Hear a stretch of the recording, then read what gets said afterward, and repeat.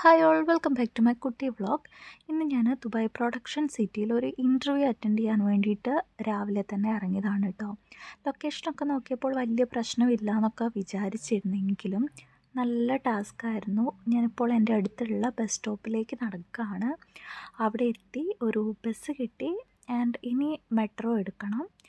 Metro സ്റ്റേഷനിലെത്തി. എനിക്ക് ഏറ്റവും എക്സൈറ്റ്മെൻറ്റ് തന്നത് ഇതായിരുന്നു കേട്ടോ. ഞാൻ ഫസ്റ്റ് ടൈമാണ് Dubai frame, future museum, Burj Khalifa ഇതൊക്കെ കണ്ടത്. അതുകൊണ്ട് ഭയങ്കര ഹാപ്പി ആയിരുന്നു.